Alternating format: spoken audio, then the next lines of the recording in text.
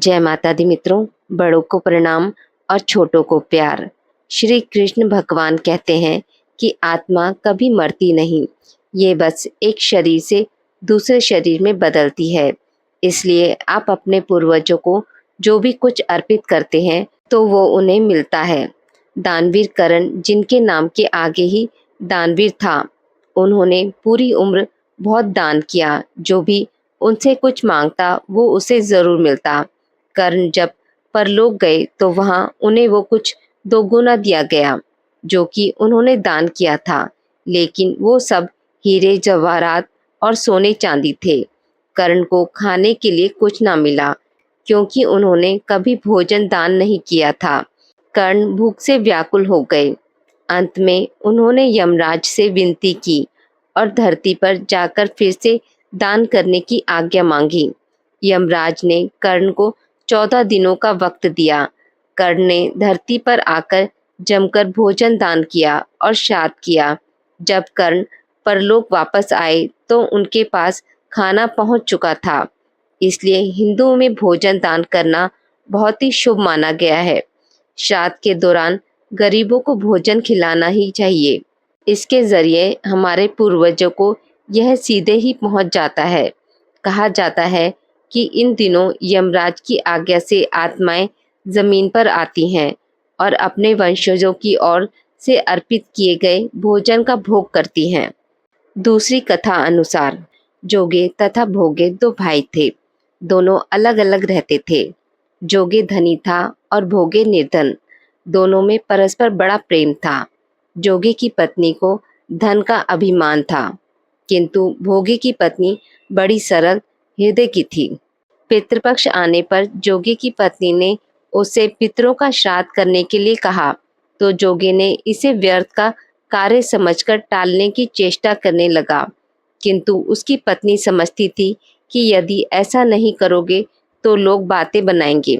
फिर उसे अपने मायके वालों को दावत पर बुलाने और अपनी शान दिखाने का यह उचित अवसर लगा।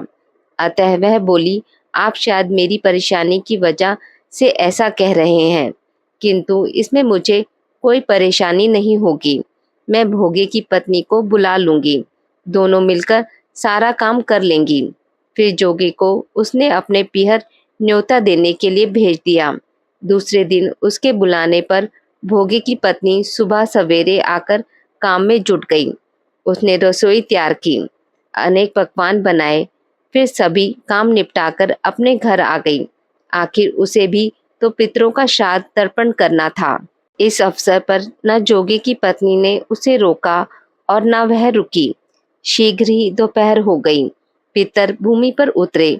जोगे भोगे के पितर पहले जोगे के यहाँ गए तो क्या देखते हैं कि उसके ससुराल वाले वहां भोजन पर जुटे हुए हैं। निराश होकर वह भोगे के यहाँ गए। वहां क्या था, मात्र पितरों के नाम पर अंगियारी दे दी गई थी। पितरों ने उसकी राख चाटी और भूखे ही नदी तट पर जा पहुंचे। थोड़ी देर में सारे पितर इकट्ठे हो गए और अपने अपने यहाँ के श्राद्धों की बढ़ाई करने लगे। जोगे भोगे के पितरों ने भी आप बीती सुनाई। फिर वह सोचने लगे, अगर भोगे समर्थ होता तो शायद उन्हें भूखा ना रहना पड़ता, मगर भोगे के घर में तो 2 जून की रोटी भी खाने को नहीं थी। यही सब सोचकर उन्हें भोगे पर दया आ गई।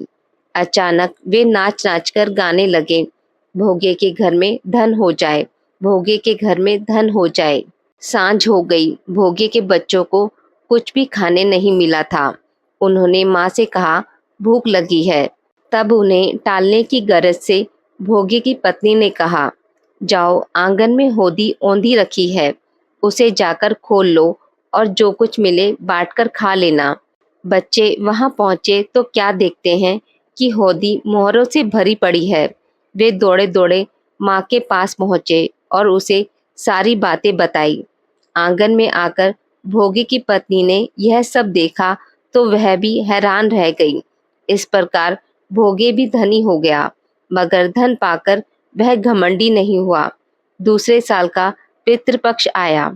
श्राद्ध के दिन भोगे की पत्नी ने 56 प्रकार के भोजन बनाए।